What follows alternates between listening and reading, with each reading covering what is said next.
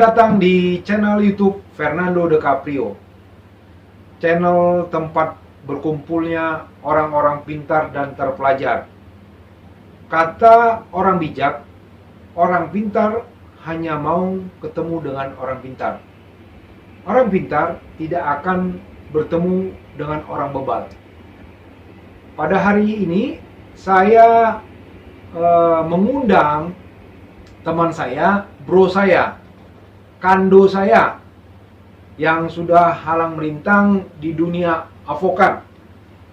Beliau seorang aktivis LSM, pengacara, ya bentar lagi papan atas kali ya, seorang kurator, aktivis PBHI, yang juga sebagai relawan Jokowi, yang tahun 2014 sampai hari ini menjabat sebagai Ketua Seknas Advokat Indonesia. Inilah dia, abang saya, kando saya, brother saya, Sandi Situngkir. Selamat datang, bro Sandi Situngkir, SIMH. Ya, terima kasih sudah diundang di channel Fernando De Caprio ya. Yes. Saya kira channel yang bagus butuh keberanian yang luar biasa ya untuk membuat channel ini. Dan pertama saya ucapkan selamat dulu lah terhadap channel ini. Kenapa? Karena nggak semua orang bisa seperti ini. Siap. Punya keberanian gitu ya. Jadi sukses lah untuk channel Fernando De Caprio. Siap. Terima kasih, brother. Oke. Makasih Kando. Ini saya sama Kando saya ini selalu kita berdebat, diskusi. Saya banyak bertanya sama beliau ya, apalagi dia senior saya ya. Di dunia pengacara senior saya, di dunia LSM senior saya, di dunia kurator pun dia senior saya. Jadi saya banyak dia naik dia. Ya, hari ini kami membahas tentang tindakan pemerintah, khususnya pemerintahan Bapak Jokowi melalui Satgas ya, bantuan likuiditas Bank Indonesia yang telah melakukan penyitaan secara resmi terhadap aset obligor di sejumlah daerah di Indonesia. Kita mengapresiasi apa yang dilakukan oleh pemerintah ini. Tapi kita juga bertanya, kenapa pemerintah ini kayaknya masih ragu-ragu? Ya, kenapa dikatakan ragu-ragu? Pemerintah masih menanyakan bagaimana kesanggupan para obligor untuk membayar apa yang sudah mereka nikmati selama 30 tahun. Hari ini saya mau berdiskusi, menanyakan bagaimana tanggapan seorang ahli hukum, seorang kurator, seorang aktivis PBHI yang sudah banyak berperan aktif dalam pembangunan ini, khususnya di dunia hukum.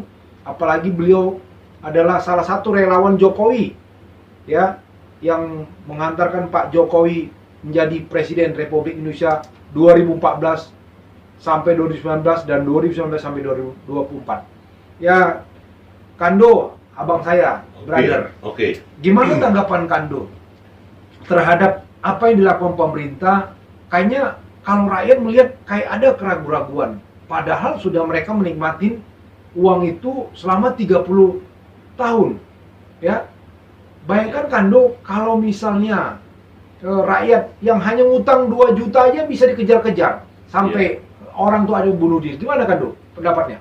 Jadi yang pertama begini, jadi tadi kalau Bro Fernando tadi menyampaikan sedikit latar belakang saya tadi dari PBHI, dari aktivis, dari relawan gitu ya. Memang kita melakukan itu hanya semata-mata bagaimana melihat Indonesia ini lebih baik ke depan. Ya, termasuk misalnya kita rela hati lah, rela dompet, rela semuanya lah untuk mendukung pemerintahan Jokowi pada Pilpres 2014 itu. Tujuannya cuma satu, bagaimana negara ini lebih baik gitu ya. Termasuk mendukung Jokowi supaya membawa Indonesia ini ke arah lebih baik, khususnya penegakan hukum yang baik di Indonesia ini. Ya.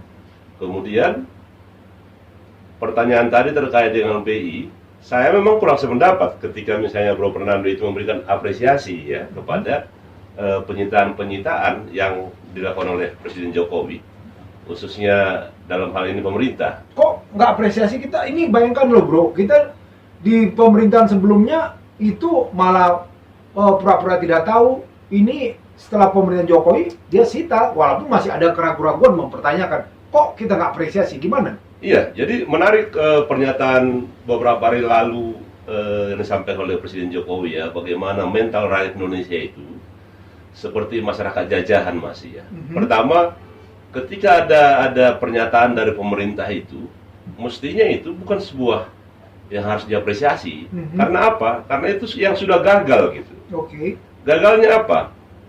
Mestinya dia tidak cukup hanya melakukan penyitaan gitu. Oke. Tapi sebagai negara yang diberikan kewenangan jauh lebih besar, jangan hanya penyitaan. Bayangkan saja kalau hari ini dia baru melakukan penyitaan, meskipun ada perubahan dari presiden-presiden sebelumnya, itu sebuah tindakan yang gagal. Kenapa gagal? Mestinya jangan penyitaan, karena penyitaan yang dilakukan oleh pemerintah hari ini adalah membuka peluang-peluang perlawanan yang dilakukan oleh para obligor itu. Oh. Jadi pandangan saya sebenarnya, kalau Jokowi mau, ya, ini tinggal 3 tahun lagi gitu. Mestinya dia melakukan tindakan yang lebih keras. Apa itu tindakannya? Mestinya Jokowi mendorong dibuatkannya Perpu. Oke. Mendorong pemerintah melahirkan sebuah Perpu untuk penyitaan, sehingga tidak ada perlawanan hukum, gugatan-gugatan di pengadilan, baik di perdata maupun di PT UN gitu. Karena ini sebuah keputusan pemerintah berpeluang digugat di PT UN dan berpeluang digugat secara perdata. Ini yang terjadi selama ini gitu. Tidak ada tindakan yang tegas dari pemerintah itu terkait dengan obligor. Bayangkan saja seperti disampaikan tadi Bro Fernando tadi ya, 30 tahun lebih ya, uang yang dikemplang oleh para obligor yang jumlahnya mungkin saja ribuan triliun itu per hari ini tidak jelas unsur mbak. Contoh kasus Samsul Nur Salim. Oke. Ya. Setelah kemarin diberikan surat keterangan lunas, ternyata kemudian KPK menghentikan penyidikan itu, yang tersisa hartanya cuma 40 sekian gitu. 40 miliaran. Dari ratusan miliar gitu. Oke. Inilah yang terjadi ketika pemerintah itu membiarkan saja. Kemana tuh asetnya? Nah, ini kan satu ya, karena selama dilakukan penyitaan sebelumnya itu ditetapkan dia sebagai obligor ya. Pemerintah tidak pernah mengawasi ketika di zaman Ibu Megawati Soekarno Putri Presiden, beberapa obligor menyerahkan aset itu. Sebagian aset ada yang terjual, sebagian ada yang dikuasai orang lain gitu. Nah, itu yang terjadi. Jadi kalau hari ini Jokowi ya melalui protokol hukum lah ya, itu perbuatan yang terlambat. Oh, terlambat juga tuh ya. Sehingga kalau terlambat, mestinya jangan perbuatan yang biasa-biasa lagi, jangan penyitaan lagi. Terbitkan Perpu, demi hukum dia semua tersita gitu. Semua daftar-daftar obligor itu. Menurut saya seperti itu. Oh, oke. Ini para penonton channel YouTube Fernando DiCaprio, orang-orang yang terdidik ya. Ini bro saya sudah menyarankan kepada pemerintah. Penerbitan Perpu itu adalah hal kegentingan yang mendesak. Artinya, kalau pemerintah mau melakukan tindakan terhadap obligor, ya saran dari bro saya itu menerbitkan Perpu. Mungkin nih selama ini orang-orang di samping Pak Jokowi belum mendengar, belum mendapat masukan. Ini nih bro saya, Ketua Umum Seknas Advokat Indonesia, seorang advokat yang relawan mengantar Pak Presiden. Pak Presiden, dengar nih, bro saya Sandi Stungkir nih, harusnya bisa diberdayakan, ya, tidak ada kata terlambat. Jadi harusnya menerbitkan Perpu ya bro ya? Iya, jadi kembali kepada yang tadi itu ya. Saya bersama kawan-kawan advokat, beberapa advokat pengawal Pancasila itu, 2 bulan setelah Pilpres itu, saya dan kawan-kawan lain diberikan kesempatan bertemu dengan Kapolri dan Panglima TNI. Gitu. Ketika di Mabes Polri itu, saya yang menyampaikan kata sambutan mewakili oleh teman-teman advokat. Saya cuma sederhana saya minta kepada Kapolri ketika itu, ya, untuk mencapai tujuan berbangsa dan bernegara, maka polisi harus diperbaiki. Sebagai insan penegak hukum, di negara Republik Indonesia itu, polisi memiliki peran besar untuk mencapai tujuan bernegara. Kenapa dia memiliki peran besar untuk mencapai tujuan bernegara itu? Karena fungsinya tadi itu, satu dia fungsinya menjaga ketertiban hukum, ketertiban masyarakat. Yang kedua, fungsinya penegakan hukum. Ya. Ketika aset-aset obligor BLBI yang ada berserakan di mana-mana yang tidak terdata itu, ya, mestinya ada tindakan sinergitas. Apakah penegak hukum selama ini mengetahui aset-aset yang diserahkan kepada pemerintah terkait dengan obligor BLBI, apa didata tidak gitu? Contoh kasus yang tadi, contoh kasus tadi, menurut Salim ternyata asetnya tidak seberapa. Yang kemarin itu, ya, bagaimana perlawanan-perlawanan yang dilakukan oleh para obligor itu, termasuk beberapa kawan-kawan kita advokat lah gitu ya. Advokat memang menjalankan profesinya gitu ya. Tapi ini terkait dengan kepentingan orang banyak, kepentingan yang lahir karena krisis moneter yang begitu luar biasa. Mestinya pemerintah juga melakukan tindakan yang luar biasa. Jadi tidak sekedar menyita-menyita begitu ya? Kalau dia hanya menyita, saya yakin itu dalam pemerintahan yang tidak selesai. Ya, apakah kebijakan Presiden Jokowi hari ini akan sama dengan kebijakan Presiden selanjutnya? Ya, selanjutnya. Jangan lupa kita punya sejarah panjang. Setiap presiden membicarakan hal ini. Ya, mungkin saja di saat Jokowi inilah tindakannya yang paling keras, paling ekstrim ya. Tapi ini juga belum pasti tidak maksimal. Nah, oleh karena itu kalau dia dibuat berbentuk perpu, saya yakin ya ini terkait dengan kepentingan orang banyak gitu. Saya yakin kawan-kawan kita parlemen juga DPR, saya yakin pasti menyetujui itu. Tapi yakin brother, bahwasanya itu kan ketika presiden menerbitkan perpu, dia akan mengapakan ke parlemen, mengajukan, ya kan, pada waktu tertentu apabila dia tidak ada penolakan, itu sah menjadi undang-undang perpu itu kan. Nah, tapi kalau misalnya ditolak, apa yakin brother itu bahwasanya perpu yang akan diterbitkan Jokowi terkait penyitaan aset obligor itu mungkin diterima sama parlemen? Jadi kalau misalnya kita melihat sejarah panjang ya dari BLBI ini ya, 30 tahun lebih, melewatkan kurang lebih 5 presiden gitu ya. 5 presiden gitu ya. Nah, yang menjadi pertanyaan, ini semua menjadi beban rakyat gitu. Artinya semua uang-uang yang dikemplang oleh para obligor ini menjadi beban rakyat. Nah, kalau kita masih bersepakat ya, anggota DPR, partai politik adalah perpanjangan tangan rakyat. Saya kira DPR pasti punya beban untuk tidak menyetujui perpu itu. Kenapa? Kan? Kalau sampai DPR tidak menyetujui perpu itu, berarti ada sesuatu. Gitu. Ada uang triliunan rupiah yang harus diperjuangkan oleh pemerintah, tapi kekuatan politik di parlemen tidak setuju. Gitu kan? Ada sesuatu di situ. Meskipun dalam kenyataannya semua pengemplang ini adalah berafiliasi kemana-mana, pasti tidak mereka lakukan apa-apa. Tapi hemat saya memang kenapa kita butuh perpu itu, ya, supaya ada kekuatan politik, tidak ada lagi perlawanan. Kalau Jokowi bisa menyelesaikan ini dalam rentang waktu cepat, pilihan cuma satu perpu, gitu ya. Sekarang mumpung lagi pandemi, ya, kita butuh uang, gitu ya. Pemerintah butuh uang demi masyarakat, gitu. Lakukanlah itu, kira-kira begitu. Jadi saran dari saya memang wajib segera Pak Presiden segera terbitkan perpu, ya, agar ini pengemplang uang rakyat itu obligor BLBI segera mengembalikan. Ya, bayangkan rakyat kecil, bro, gimana menurut bro itu?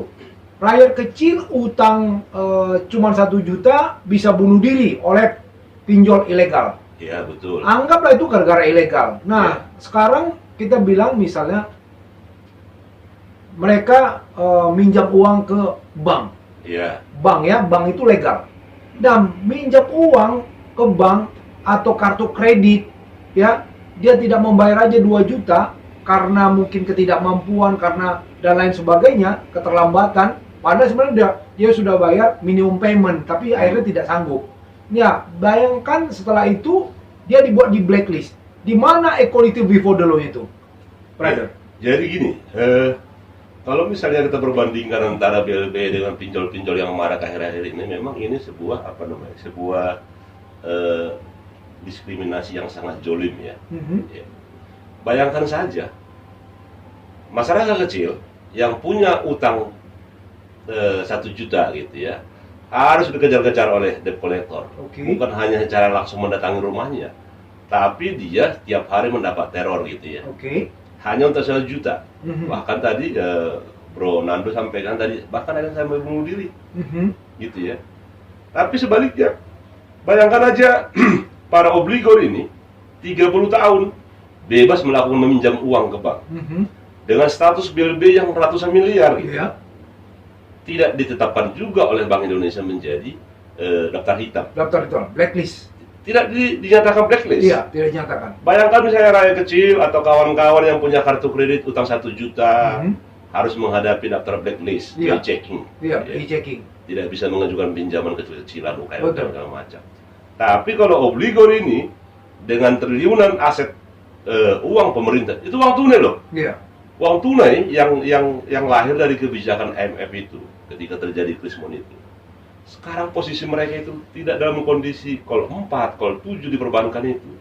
Tidak dalam kondisi juga di blacklist. Gitu. Mereka hari ini masih bebas melakukan pinjaman-pinjaman, baik atas nama pribadi maupun korporasi.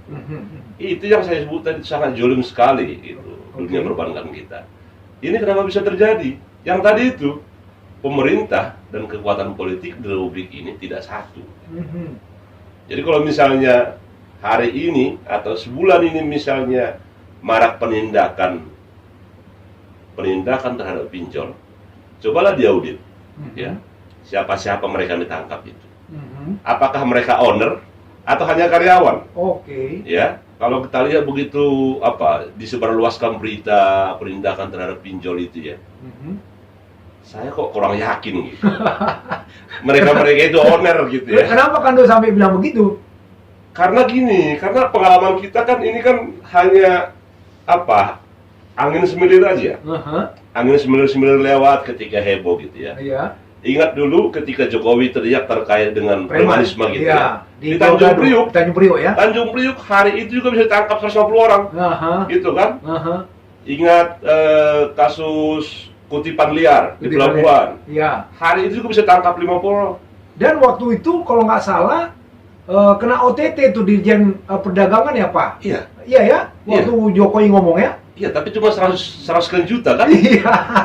Padahal itu cuma berapa surat itu baru. Iya. Saya waktu itu kan seperti itu terkait dengan pinjol yang hari ini maraknya. Kalau kawan-kawan bercerita, ya, yang banyak ditangkap ini bukan para owner. Nah, yang ditangkap ini para karyawan lah tanda petik ya. Nah, kalau seperti ini terus-terusan, kapan coba? Ya, kita sudah belajar banyak dari perjalanan bangsa ini yang begitu jauh. Memang kuncinya aparatur negara. Ketegasan. Bukan cuma ketegasan aparatur negara. Tadi harus ada payung hukum. Payung hukum yang menindak aparatur negara ketika berleha-leha gitu. Tidak cukup hanya dimaknai itu sebuah perbuatan korupsi. Maka dulu kan dulu waktu saya di PBHI seperti tadi yang Bro sampaikan itu, dulu kita pernah melakukan advokasi rancangan undang-undang kebijakan publik yang sekarang sudah menjadi undang-undang pelayanan publik ya.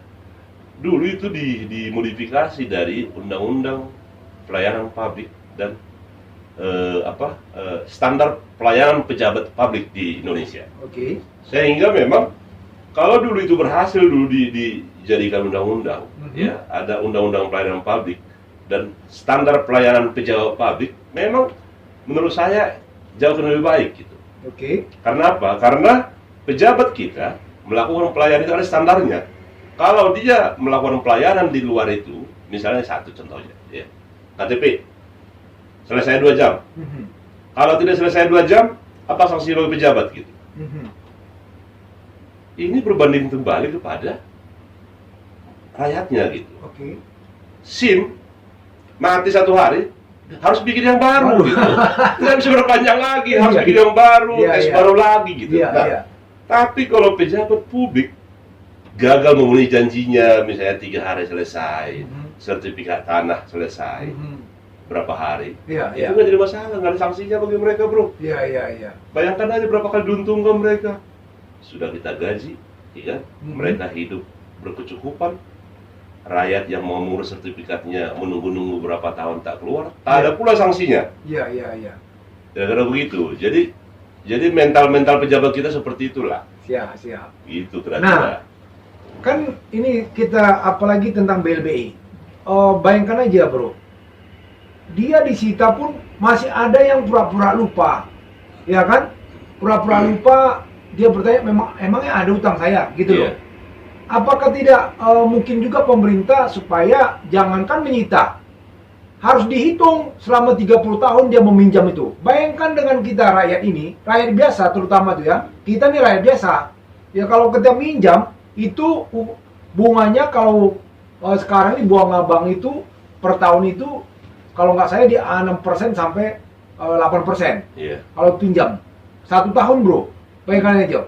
Ini 30 tahun, tidak, apakah nggak mungkin itu dibuatkan supaya bunganya ya agar jangan hanya aset BLB itu, tapi yang lain-lain juga bisa disita supaya ada efek jerah terhadap pengemplang uang negara lain gitu loh. Iya. Jadi ini terkait dengan pemerintah mau apa tidak gitu ya. Mhm. Kalau komponen hukumnya sudah mencukupi, gitu. Mhm. Kita saja kredit sepeda motor terlambat bayar, kena bunga, kena denda gitu. Ya denda. Belum lagi didatangi debt collector. Belum lagi dipermalukan sama kolektornya. Iya, di depan rumah gitu, Di depan rumah. berdiri dia. Nah sekarang para obligor ini bisa ngomong, emang saya masih punya utang? Bayangkan saja, emang saya masih punya utang? Iya, iya, iya. Ada kemarin salah satu obligor yang didampingi oleh rekan kita advokat. Aha. Menurut saya sudah tidak punya utang. Ah. Katanya. Padahal baru 30 tahun gitu. Nah, iya, iya, iya. Apakah datanya pemerintah yang salah, Aha. ya kan? Aha. Atau obligornya yang memang sudah menyelesaikan gitu? Atau udah pikun kali. Nggak pikun pikun itu. gimana? Saya Pikun. khawatirnya mereka melakukan penyelesaian menyimpang gitu. Oh gitu. Seolah-olah sudah selesai. Karena banyak istilah begini, bro. Hmm. Waktu minjam kita gampang, waktu Gampang. mengembalikannya kita lupa gitu loh. Betul. Jangan-jangan obligornya gitu. Pikun dia mengembalikan. Loh, Apa- mestinya kan ini kan terkait dengan dokumen pemerintah gitu. Aha. Dokumen pemerintah yang ada ini masih aman apa tidak gitu. Oke. Contoh kasus hasil penyelidikan Komnas misalnya ya, Mhm. yang hilang di seknet zamannya Presiden SBY gitu. Oke. Sampai sekarang kan tidak ditemukan dokumen itu. Oh. Artinya Mhm. di Republik ini memang segala sesuatu bisa terjadi gitu. Bayangkan aja dokumen-dokumen penting. Pertanyaan sekarang, coba pemerintah publish ya, dari sekian obligor BLB yang nakal-nakal itu, berapa aset yang sudah disita coba? Mhm. Coba dipublish. Oke. Mestinya kan itu dipublish. Publish. Dan Sehingga- itu berapa nilainya ya? Dan berapa nilainya? Nah. Bayangkan aja kayak di Karawang kemarin itu ya. Mhm. Di Karawang itu yang disita asetnya PT Timur itu. Mhm. Bertahun-tahun kosong gitu ya. Mhm. Kosong nggak diapa-apain, tanahnya itu Mhm. 42.000 hektar itu. Dibiarkan begitu saja. Dibiarkan begitu saja. Gitu bayangin itu. Iya. Padahal kalau disewakan aja nanam padi itu, Mhm. udah miliaran juga hasilnya. Betul, kalau dimanfaatkan untuk ya. Dimanfaatkan. Betul. Tapi yang terjadi kan itu dikapling-kaplingkan sama orang tak bertanggung jawab gitu Mhm. ya. Iya. Sehingga persoalan-persoalan tanah yang termasuk ke BLB itu memang sudah banyak polemik. Mhm. Polemiknya apa? Sebagian tanah yang saya tahu itu, sebagian tanah itu memang sudah di take over ke pihak lain gitu. Oke. Bayangkan saja karena mungkin mereka juga tidak tahu gitu kan. Aha. Karena apa? Karena pemerintah tidak membuat penanda Mhm. apakah ini aset yang dijaminkan terkait dengan penyelesaian BLBI gitu. Tidak ada penanda itu. Oke. Hari kemarin baru kita lihat tanah ini disita terkait dengan BLB kasus ini. Ternyata sudah dibangun pula ya, ada perumahan situ. Sudah dibangun perumahan. Nah sekarang kalau dibangun perumahan, BPN terlibat tidak gitu ya? Nah, ini nih bro nih bisa dia mengkaitkan. Udah dibangun perumahan sementara itu BLBI. Ini siapa yang bertanggung jawab di sini? Bayangkan saja ya. Dia sudah serahkan jaminan itu kepada pemerintah. Iya. Bisa pula dijual sama dia ke pengembang. Ya. Kalau pengembang bikin perumahan pula, Terbit pula sertifikat. terbit pula sertifikat, dijual lagi ke rakyat. Aha. Nah, sekarang yang rugikan siapa coba? Iya, ujung-ujungnya rakyat lagi ya. Ujung-ujungnya rakyat rugi 2 kali. Obligor sudah ngemplang duit, negara ribuan triliun. Ketika asetnya diserahkan kepada pengembang, rakyat beli lagi. Bentar lagi disita lagi sama negara. Yang rugi kan memang rakyat luar biasa. Nanti disita sama negara, iya kalau disita tuh langsung ya dibuat jadi aset negara. Takutnya nanti berubah lagi pas baru pemerintahan lain. Itu yang Bisa kita begitu khawatirkan nggak? tadi. Bisa jadi, karena ini kan terkadang kebijakan gitu. Terkadang kebijakan yang mengesampingkan hukum ya. Mestinya kan kalau kayak kita sebagai nasabah itu, ketika kita serahkan ya dokumen itu, HT lah misalnya ya, Ya. hak tanggungan misalnya, kan di roya di BPN gitu, tercatat dia. Ya. Nah, pemerintah dalam melakukan pencatatan ini kan selalu lemah gitu. Apakah kembali pada yang tadi? Apakah pemerintah melakukan pencatatan terhadap seluruh aset yang diserahkan terkait dengan BLB? Saya khawatir itu tidak ada, gitu. Tidak begitu komplit. Karena tidak begitu komplit memang. Saya khawatir juga developernya nggak tahu juga. Oke.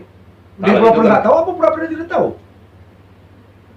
Ini kan namanya apa? Namanya uang kan. Namanya uang ini kan selalu bermata dua gitu ya. Kalau tahu developernya tahu, dia sangat berkepentingan terhadap proyeknya gitu. Oke. Maka memang kalau kita mengharapkan kepada kejujuran rakyat, itu pasti tidak terjadi gitu. Kenapa? Karena negara sudah diberikan kuasa untuk menjaga semuanya gitu. Oke. Kita sekarang kan rakyat nih, Ya. kita berikan kuasa kepada pemerintah untuk mencapai kesejahteraan kita. Jadi sesungguhnya negara ini kan sudah begitu kuat gitu. Oke. Dia diperlengkapi dengan senjata, diperlengkapi dengan uang, diperlengkapi dengan aparatur yang hebat gitu ya. Ya. Tapi persoalannya sekarang, mereka mau apa tidak gitu. Untuk mau menggunakan Kewenangan itu, kewenangan itu yang Kewenangan diberikan negara, yang diberikan negara itu. diberikan undang-undang ya. Iya. Nah, ketika mereka tidak mau, itu yang terjadi selama ini. Itu tadi dasarnya saya tadi sampaikan bahwa perbuatan apa tindakan pemerintah hari ini tidak perlu diapresiasi. Wah menarik nih bro. Bro minum dulu. Oh, minum. ngopi dulu. Ini Ngopi mau dulu. mana? Karena memanas, karena sudah lama ini nggak. Ini kayaknya Bro Sandi ini mengungkapkan semua bagaimana sebenarnya yang terjadi di Republik ini. Iya. Jadi misalnya menarik, misalnya terkait dengan pernyataan Jokowi ya. Ya. Mental kita itu masih mental jajahan itu. Oke. Coba perhatikan kemarin pernyataannya Pak Kapolri ya. Kalau ekor tidak bisa dipotong, kepalanya saya potong. Oke. Pernyataan seperti itu aja diapresiasi oleh banyak orang gitu. Kenapa? Baru pernyataan begitu orang senang gitu kan? Iya. Itulah mentalnya kita. Mestinya kan yang diliput itu sudah berapa ya Pak Kapolri? Sudah berapa yang kau potong kepalanya? Iya. Ini datanya mestinya begitu. Ini Betul. Kapolri saya copot. Mestinya Iya. begitu. Jangan sampaikan. Kalau Kapolres tidak berani bertindak, saya akan potong kepalanya gitu kan. Kalau ekornya tidak bertindak, kepalanya saya potong. Nah, pernyataan itu kan sebuah lip service. Meskipun itu sebuah komunikasi, tapi sebagai pemegang otoritas kekuasaan, mestinya yang diliput itu. Hari ini saya telah saya copot Kapolda karena ini. Hari ini Polri sudah mencopot Kapolsek karena ini. Mestinya itu yang diliput. Bukan euforia ya? Bukan. Jadi kalau euforia seperti itu kan, kemarin DPR bilang, DPR Komisi 3 mengapresiasi. Apresiasi pernyataan. Itu baru pernyataan. Pernyataannya. Tindakannya kapan? Makanya jangan heran gitu ya. Ini juga nanti suir-suir juga kayak apa? Kayak Angin semilir. Angin semilir gitu kan. Kayak di pinggir pantai gitu Iya, ya. lewat, Lewat. seolah-olah indah Nah, gitu ternyata kan. ketidur orang. Tidur lagi. Jadi memang itulah. Jadi mungkin Jokowi butuh kawan. Begitu ya. Pak Jokowi kalau butuh kawan nih, Bro Sandi nih.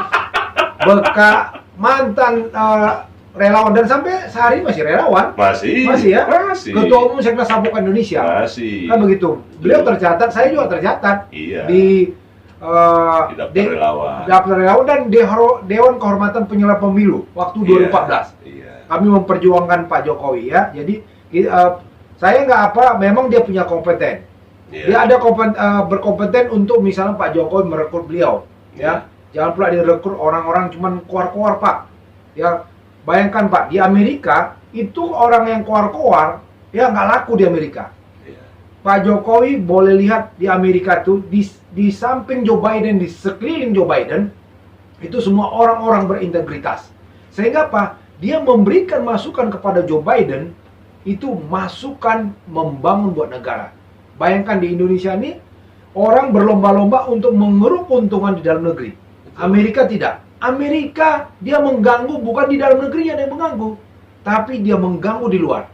Ya, orang-orang yang yang mempunyai pemikiran-pemikiran brilian itu dia nggak mau mengganggu di dalam, dia keluar.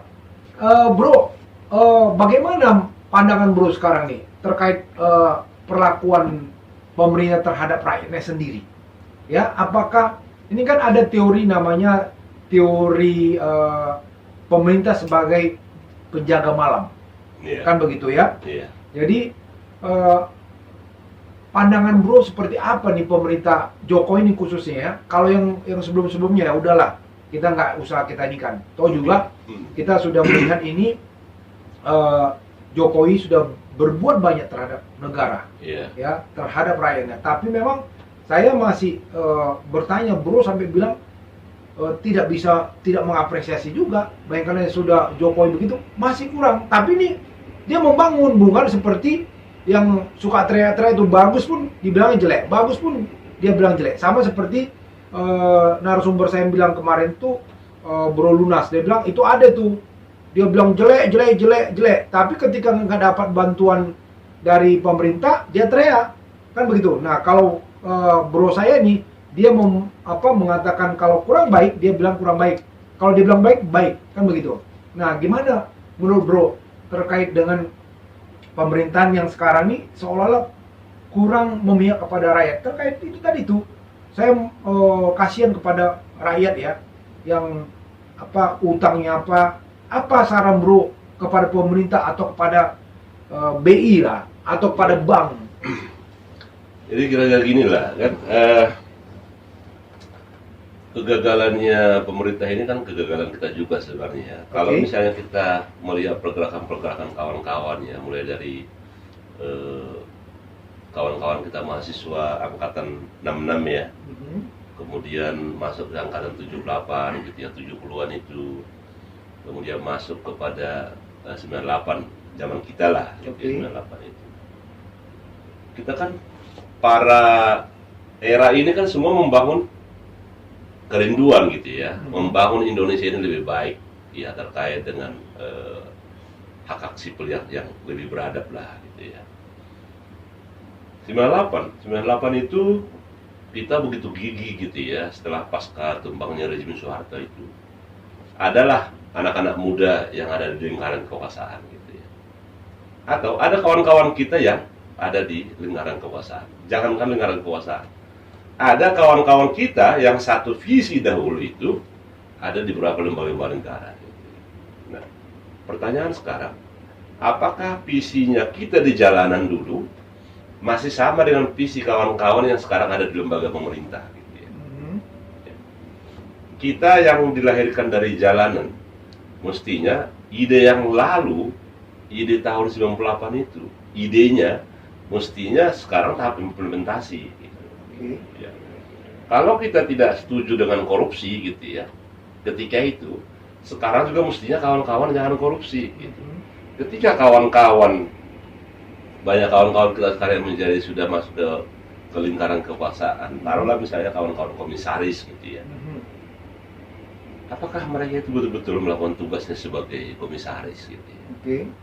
Perbankan misalnya, yang dari BUMN gitu ya. Kira-kira mereka masih melihat kondisi rakyat hari ini dengan yang kita ceritakan waktu 98. Ada beberapa kawan kita sekarang jadi komisaris gitu ya. Cita-cita 98 itu hari ini bisa nggak diimplementasikan? Oke. Ketika rakyat berada dalam ketidakberpihakan gitu ya. Jangan-jangan karena mereka sudah duduk di kursi empuk kayak kursi saya ini, Iya. bro. Empuk banget ini gitu. Tapi ini kan saya beli sendiri. Iya. Kalau dia kan dibelikan. Apa Nah. gara-gara udah di kursi empuk begini gimana, bro? Itu saya bilang itu kan. Jadi logika yang kita bangun mestinya ya, ya, carilah uang yang halal untuk mencapai kekuasaan gitu ya. Oke. Setelah kekuasaan Anda peroleh, gunakanlah kekuasaan tanda petik kewenangan itu untuk melayani rakyat. Kan gagal begitu. Iya, iya. Kan logisnya kan begitu. Iya. Ketika kawan-kawan sudah berada dalam lingkaran kekuasaan, gunakanlah itu untuk melayani, melayani kepentingan rakyat. Iya.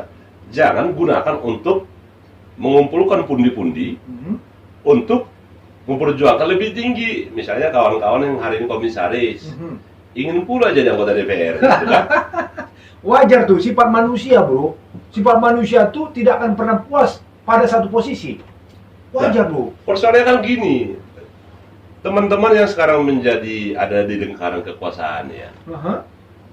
Yang pertama sebenarnya kalau mau, kita sependapat ya, kawan-kawan yang ada di lingkaran kekuasaan sekarang ini, Ya. ada peningkatan ke depan gitu ya. Oke. Nah, tapi ada tahapan-tahapan yang perlu diperjuangkan gitu ya. Pertama sekarang mereka ada di komisaris, Ya. gitu ya, atau ada di lingkaran kekuasaan lain. Ya. Mestinya coba tunjukkan prestasinya di situ. Oke. Misalnya hari ini BUMN misalnya ya, berapa kawan kita yang di situ jadi komisaris? Tapi sampai sekarang ada nggak kasus-kasus korupsi yang dibongkar gitu? Oh. Atau kasus-kasus penyimpangan di BUMN yang kelihatan? Sebagai pertanggungjawaban publik, kawan-kawan kita yang dulu bercita-cita sama di jalanan, sekarang duduk mereka di dalam gitu. Coba lihat publish ke kita. Ya, ya. BUMNX hari ini yang kami kerjakan adalah hari ini. Ya. Itu artinya kita kawan gitu. Ya. Ternyata kan tidak, gitu kan? Misalnya catat satu misalnya, BUMN apa? Pelindo misalnya kan. Ternyata kan direksinya ketangkap, Ya, ya. direkturnya. Ya. Apakah kawan kita yang menjadi komisaris itu duluan tahu siapa gitu? Ya, ya. Kok bisa duluan tahu KPK Iya, iya. dibanding komisaris? Kalau komisaris itu kan fungsinya pengawas. Mengawasi kinerja direktur. Nah itu dia. Kok bisa ya? Kok bisa gitu ya? Demikian juga di BUMN lain. Oke. Kok bisa lebih tahu KPK gitu dibanding komisaris? Apa dia jangan dia ikut menikmatin? Nah, itu saya bilang tadi itu. Komisaris perseroan itu, BUMN itu kan punya kewenangan untuk meminta semua dokumen. Oke. Termasuk mengangkat staf kan, Oke. membuat kajian-kajian. Ya. Nah, kalau pertanyaan apakah dia ikut menikmati, kalau undang-undang korupsi sekarang ini kan menikmati atau tidak menikmati, memang harus dia kena gitu ya. Kenapa dia bisa kena? Ya. Sebagai komisaris dia tidak melakukan kewajibannya, melakukan pengawasan. Atau jangan-jangan nih, bro, dia nggak ngerti. Karena Pak itu tadi, dia duduk sebagai komisaris, nggak ngerti dia fungsinya. Kan begitu. Nah ini, Pak Presiden, saya melalui channel YouTube Fernando DiCaprio, saya mengundang orang-orang yang berintegritas di sini. Betul, kan begitu, ya kan? Jadi kalau menempatkan orang tuh ya memang harus mengerti. Jangan dia nggak mengerti apa fungsi dia di situ, sehingga apa? Ya tadi tuh sampai-sampai direktur yang tertangkap KPK dia pun nggak tahu. Nggak tahu. Ah, baru ya, oh iya, korupsi rupanya. Iya. Padahal dia setiap hari ketemu, Iya. karena tidak mengerti dia apa fungsi dia di situ. Ikut pula diperiksa dia. Ikut pun Diperiksa diperiksa. kan, kalau komisaris ikut diperiksa, Iya. berarti kan dia tidak melakukan kewajibannya sebagai komisaris. Betul, gitu ya. betul. Nah, sekarang kita kembali kepada cita-cita bersama tadi itu. Oke. Dulu kita bersama-sama teriak gitu ya. Oke.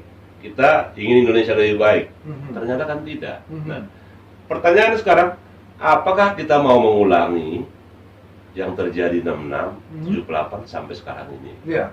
Kapan bangsa ini berubah untuk mencapai alinea keempat pembukaan UUD 45 itu? Mhm. Mencapai kesejahteraan bersama itu. Itu yang tidak terjadi. Mhm. Nah, kalau pandangan saya sebenarnya, ya terkait kawan-kawan yang sekarang ini, yang muda-muda lah, Oke. baik teman-teman kita yang berasal dari aktivis ya, maupun pejabat-pejabat yang berusia muda. Oke. Memang dulu kita kan sempat kita gulirkan dulu potong satu generasi. Iya. Memang pilihan terbaik memang itu. Iya. Ya, bagaimana mengamputasi ya, Iya. mengamputasi kultur yang sudah lama bertahan Mhm. menjadi kultur baru. Mungkin Jokowi bisa jadi panglima. Oke. Tapi pertanyaannya sekarang, siapa kawannya untuk membangun kultur baru itu? Bro siap jadi kawan Jokowi? Enggak juga. Kita cukup jadi pengacara aja. Bukan, kan Ya. tadi kan belum tanya siapa kawannya, kan gitu. Sementara berarti sekarang kan belum ada kawannya. Saya tanya, bro Enggak, siapa jadi gini, kawan Jokowi? Kalau saya pribadi gini, Ah. saya selalu berkomitmen begini lah. Ah, Saya akan cari uang Oke. secara halal gitu ya, Aha. untuk mencapai kekuasaan gitu ya. Iya, iya. Tapi setelah saya dulu dalam kekuasaan itu, saya akan mencoba melakukan pelayanan terhadap rakyat. Oke. Itu saya kira paling pas. Oke. Ya. Daripada mencari uang di dalam kekuasaan Ya, gitu. saya setuju, setuju. Jangan cari uang dalam kekuasaan. Iya. Karena sudah tahu, Mhm. kalau jadi pejabat tidak mungkin menjadi orang kaya. Iya. Kalau sampai kaya, berarti sesuatu. Berarti ada sesuatu. Iya. Tapi kalau jadi kurator Aha. atau jadi pengacara, kemungkinan masih bisa kaya. Kaya, gitu. iya. Kalau pejabat pasti tidak kaya. Iya, iya, iya. Makanya itu juga pertanyaan kita satu kepada KPK. Mhm. Mau diapain itu LHKPN itu? Orang lapor harta gua sekian. KPK pernah periksa nggak itu hartanya dari mana? Betul nggak itu ya? Betul nggak itu? Mhm. Jangan cuma hibah, warisan gitu, Mhm. warisan. Iya, iya. Terus apa artinya itu di dokumen KPK gitu? Iya, iya. LHKPN itu. Mhm. Nah, jadi kembali kepada BLBI. Iya. Menurut saya Jokowi cobalah berani bertindak. Jokowi tinggal 3 tahun lagi. Ya, implikasi politik tidak banyak karena sudah dibatasi oleh konstitusi itu Iya. hanya 2 periode. Kalau saya seperti Jokowi, hari ini saya terbitkan Perpu. Nah, ini satu nih yang belum bro jawab nih. Gimana nih bro? Ini terkait dengan tadi tuh utang yang dibuat jadi di blacklist segala macam. Apa saran bro buat pemerintah atau ke BI lah supaya ini kan ini pasti didengar, pasti suatu saat ini channel kita Iya. didengar nih. Oke, Supaya ada sama dong equality before the law itu. betul. Jangan seperti rakyat bilang selalu bilang hukum itu tajam ke bawah, tumpul ke atas. Memang kenyataan ternyata, ya kan? Iya. Nah di channel ini kita memberi pelajaran kepada masyarakat, jangan sampai terdoktrin di masyarakat itu benar-benar seperti itu. Nah apa saran bro buat pemerintah dan BI? Ya jadi gini kan, apa namanya, persinggungan antara pengusaha dan politik itu kan selalu tidak bisa dipisahkan. Gitu. Iya, dia bilang ada kata Adi itu bilang di mana ada pengusaha di situ ada penguasa. Ada penguasa. Begitu juga sebaliknya, di mana ada penguasa di situ ada pengusaha. Nah, jadi pertanyaan sekarang ini, ya, apakah pada waktu dan tempat yang sama, pengusaha dan penguasa ada satu ruangan gitu? Mhm. Ya. Kalau ini yang terjadi, maka selalu rakyat yang jadi korban. Ya. Nah, maka memang ketika orang sudah menjadi Jokowi, ketika sudah menjadi pengusaha, penguasa gitu ya, Mhm. maka mata dia harus kepada rakyat gitu. Oke. Beberapa hal kita apresiasi Pak Jokowi gitu ya. Tapi ingat gitu ya, ketika BLBI, pemerintah dalam hal ini berani mensubsidi para obligor BLBI yang jumlahnya ribuan triliun, ya, apa salahnya juga mensubsidi rakyat kecil? Oke. Masa karena pinjaman 1 juta dia nggak bisa tidur gitu ya? Mestinya ada kebijakan. Kayak kemarin kita, kebijakan COVID itu hanya penundaan pembayaran hutang gitu kepada lembaga keuangan. Oke. Mestinya bisa diputihkan sebagian dong. Tapi nggak semua juga. Nggak Bro. semua kan? Hanya bank pemerintah bro. Nah itu dia. Ternyata bank swasta tidak mau mereka. Bank pemerintah juga syaratnya begitu sulit gitu ya. Uh-huh. Begitu sulit persyaratan yang dibuat itu. Nah, ini yang saya bilang tadi itu. Ketika kondisi itu terjadi, berarti yang terjadi penguasa dan pengusaha masih ada dalam satu kamar yang sama, gitu. Tidak memisahkannya. Kepentingan pengusaha tetap dalam rangka mencari keuntungan sebesar-besarnya. Kepentingan penguasa tetap dalam rangka mempertahankan kekuasaannya selama-lamanya. Gitu kan. Rakyat tak menjadi korban. Itu yang dulu kita coba ubah gitu ya, tapi sampai sekarang tidak berhasil. Gitu. Jadi artinya Bro bilang ya kepada pemerintah ya harus bertindak tegas terkait obligor, lalu kepada masyarakat yang ternyata tidak bisa membayar ya harus diberi Subsidi ya. Jangan pemutihan. Jangan artinya gini. Saya mendengar ada orang tuh dia sudah utang 12 tahun aja, cuma utang 5 juta dia nggak bisa lagi mengajukan kredit ke bank. Iya. Harusnya kan pemerintah membuat regulasi agar misalnya utang dalam batas tertentu misalnya 20 juta atau 50 juta ke bawah itu 5 tahun diputihkan kan begitu. Atau 10 tahun. Ya begitu ya, Bro. Iya, jadi memang gini ya. Coba hitung ya, lembaga keuangan sebenarnya tidak pernah rugi gitu. Ya. Pinjaman 5 juta. Bunga sudah berjalan sekian tahun gitu ya. Belum lagi kena denda. Ya. Mestinya di sini kan lembaga keuangan sudah tidak rugi. Iya. Sekurang-kurangnya pokoknya sudah kembali. Gitu. Betul. Ya. Dalam dunia bisnis itu pokok saja kembali sudah alhamdulillah puji Tuhan. Iya. Harusnya ya. Kenapa pemerintah tidak mau membuat kebijakan ya seluruh lembaga keuangan terhadap nasabah ya atau debitur ya yang memiliki utang sekian juta gitu. Ya. Sudah berjalan beberapa tahun, mestinya putihkan semuanya. Iya. Kalau mau misalnya menyelamatkan rakyat kecil. Iya. Kalau mau misalnya rakyat yang bunuh diri itu tidak terulang gitu. Karena kalau nggak salah itu pinjamannya sekian juta tiba-tiba menjadi 40 juta gitu kan. Iya. Tiap hari ditagih. Iya. Tiap hari ditelepon, nggak bisa tidur, akhirnya bunuh diri. Bukan persoalan itu hanya satu orang gitu. Iya. Tapi efeknya itu. Betul. Maka memang kalau kita bisa mau hari ini meminta ya kepada Pak Jokowi gitu ya, kepada Pak Kapolri, cobalah serius menangani hal-hal yang melibatkan orang banyak. Termasuk pinjol gitu ya. Kalau BLBI kan sudah jelas identitasnya. Iya. Hanya berapa ratus orang gitu. Iya, betul. Dan mereka dari kelompok kaya. Iya. Sementara pinjolnya kan mau kecil. Iya. Rakyat berkewajiban mensubsidi mereka. Kira-kira begitu. Jadi penindakan yang dilakukan oleh polisi mestinya diikuti oleh Presiden Jokowi untuk membuat kebijakan baru. Kebijakan baru apa? Memutihkan utang itu. Iya, membuat kepres ya. Kepres ya, atau peraturan Kepres lah paling tidak ya. Kepres. Atau Menteri Keuangan sekalian. Iya. Bikin surat keputusan bahwa terkait dengan pinjol. Dan ini penindakan apakah mereka masih punya utang. Iya. Gitu ya. Baik yang pinjaman online legal maupun pinjaman ilegal gitu ya. Ini kan sama-sama. Apakah mereka ini masih punya utang gitu? Yang ilegal taruh. Iya. Masih punya utang nggak mereka itu? Nah, oleh karena itu mestinya kan demi hukum mestinya Menteri Keuangan membuat surat keputusan. Iya. Ya. Bagi pinjaman online, apalagi yang bersifat ilegal gitu ya. Kemarin Mahfud MD bilang jangan bayar. Iya. Tapi kan tidak cukup. Iya, betul. Kalau rakyat itu kan maunya kan harus dia terima surat dari pemerintah bahwa dasar saya tidak membayar adalah ini. Iya, betul. Mestinya memang begitu.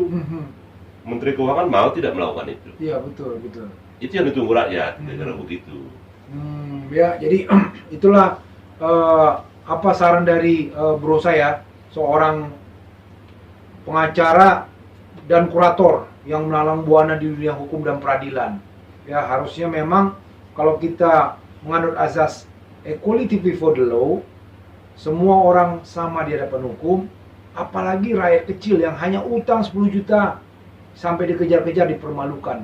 Bayangkan obligor yang utangnya ratusan miliar, triliunan, ya. Iya. Jadi inilah tolong nih Pak Jokowi, perintahkan kepada Menteri Keuangan untuk bisa membuat, kalau Pak Jokowi nggak mau bikin kepresnya, ya peraturan Menteri Keuangan. Peraturan Menteri Keuangan itu adalah hukum juga Betul. diperbankan, Iya. kan begitu. Dan itu mengikat, ya. Jadi kita bicara di sini karena channel ini adalah channel tempat orang-orang pintar, orang-orang intelektual yang membicarakan politik dan hukum untuk pembangunan bangsa dan negara ini. Ya tadi bro saya sudah mengapakan luar biasa masukannya kepada bangsa dan negara ini. Bro, omong-omong, bro tuh asal dari mana sih? Iya. Ini apa? Badannya gede, ya kan?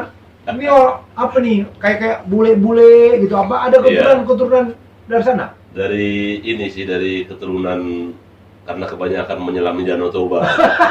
Bahasanya gimana itu? Kampung kita itu di pinggiran Danau Toba itu. Oke. Nama desanya itu Paropo ya. Paropo. Paropo itu sekarang ini masuk kecamatan Silai Sabungan di Kabupaten Dairi itu.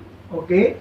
Jadi memang kenapa kita bisa besar-besar begini? Mhm. Karena dulu rajin berenang, Rajin gitu berenang. ya. Rajin berenang, Oke. rajin ke ladang, Mhm. rajin memelihara kerbau gitu Mhm. ya. Sehingga kalau kita juga bisa hari ini seperti ini memang karena itu. Karena bisa terbiasa menyelam, Mhm. terbiasa ke ladang, terbiasa ke memelihara kerbau. Karena apa? Karena langsung melihat kesulitan rakyat itu. Oke. Termasuk persoalan-persoalan hukum, pasti semua ada latar belakangnya. Mhm.